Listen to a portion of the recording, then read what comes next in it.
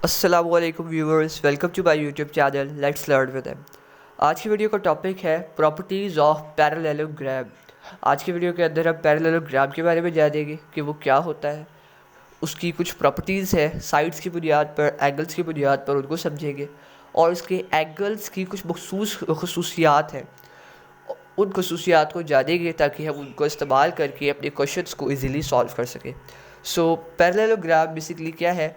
ये एक ज्योमेट्री की शेप है जिसकी जो अपोजिट साइड्स होती है वो आपस में लेंथ में इक्वल होती है। जिस तरह अगर आप टॉप वाली साइड को देखें वो लोअर की इक्वल आएगी, लेफ्ट साइड को देखें तो वो राइट साइड की इक्वल आएगी। इसी तरह से इनकी जो अपोजिट साइड्स है वो पैरेलल भी है एक दूसरे से।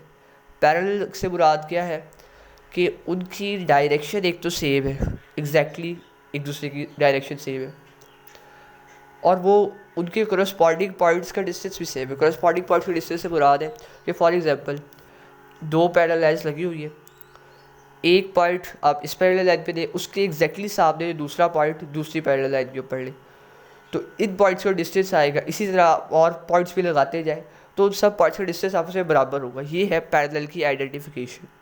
इसको दोबारा मैं एक्सप्लेन करता हूँ कि फॉर एग्जांपल एक दरवाज़ा है, उसकी दो साइड एक दूसरे से पैरेलल होती है, तो एक पॉइंट जो आप दरवाजे की लेफ़्ट साइड पे लगा रहे हैं उसके एग्जैक्ट दूसरा पॉइंट आप लगाएंगे दरवाजे की दूसरी राइट साइड पर। तो इस तरह से आप पॉइंट्स लगाते जाएंगे, तो जो आप जिस सामने वाले पॉइंट्स आप लगाएंगे वो जितने मर्जी आप लगा लें उन सब पॉइंट्स का डिस्टेंस आपस में इक्वल होगा। अब जिस तरह से आप डायग्राम में देख रहे हैं कि जो उन्होंने ए से लेकर सी तक एक लाइन लगाई है, अब उस ए से लेकर सी तक जो लाइन लगाई है उसका डिस्टेंस ले लें, और जो बी से लेकर डी तक लाइन लगाएंगे उसका डिस्टेंस ले लें। ये दोनों इक्वल आएंगे। क्यों? क्योंकि ए और बी पैरेलल है सी और डी के। तो जो ए पे आप एक पॉइंट ले रहे हो उसके एग्जैक्ट सामने वाला पॉइंट आप दूसरी लाइन के ऊपर लेंगे, और जो बी के ऊपर आप पॉइंट ले रहे हो उसके एग्जैक्ट सामने वाला पॉइंट आप दूसरी लाइन पे लेंगे जो कि डी पे बन रहा है, तो इनका डिस्टेंस आपस में इक्वल आएगा। ये आइडेंटिफिकेशन है पैरेलल लाइन की कि उसमें कॉरस्पॉन्डिंग यानी कि आमने सामने वाले पॉइंट्स का डिस्टेंस हमेशा बराबर होता है।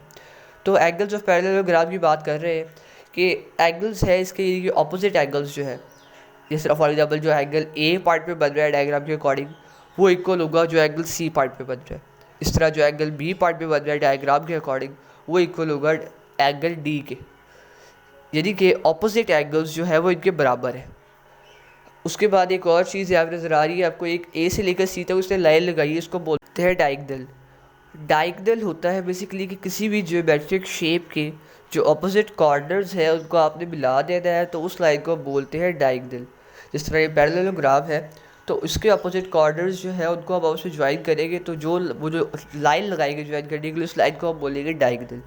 तो ये है कि डायगोनल हमेशा एंगल्स को इक्वली डिस्ट्रीब्यूट करता है। स्क्वायर का ले लें, रेक्टेंगल का ले लें, रोम्बस का ले लें, पैरेललोग्राम का ले लें, काइट का ले लें, डायगोनल हमेशा जो एंगल्स है उनको इक्वली काट के जाएगा।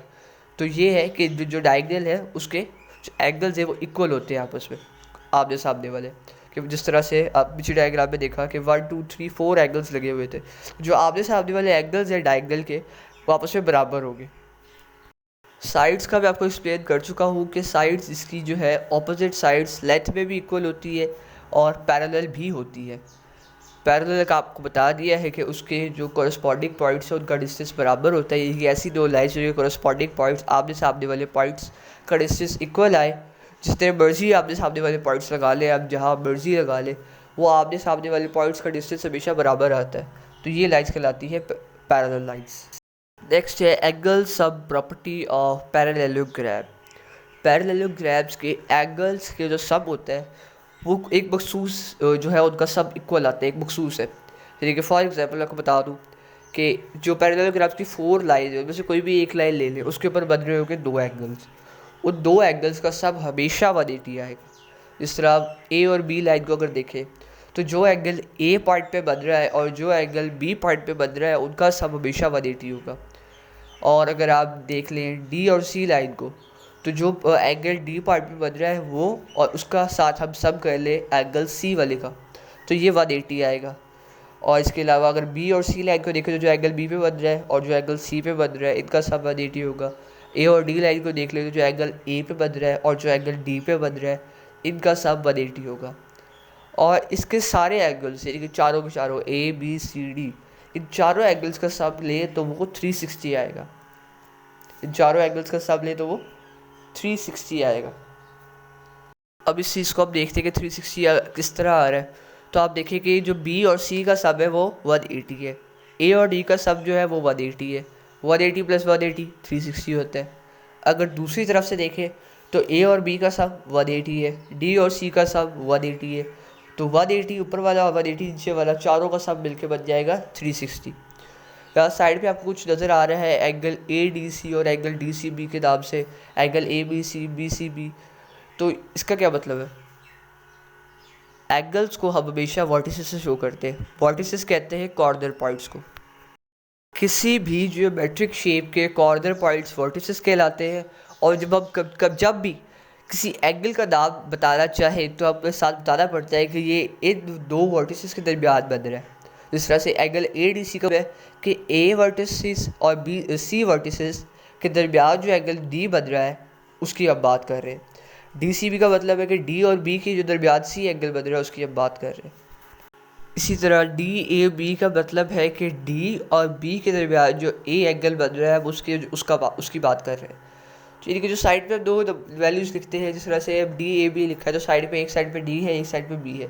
यहाँ यानी कि बात हो रही है डी और बी के दरमियान जो एंगल है ए वाला, जिस तरह एंगल डी ए बी वे ए एंगल ए है, बात ए की हो रही है। लेकिन साथ अब डी और बी का रेफरेंस इसलिए दे रहे हैं ताकि जो देखने वाला है या पढ़ने वाला है उसको पता चल जाए कि ये एंगल एग्जैक्टली कहाँ बन रहा है।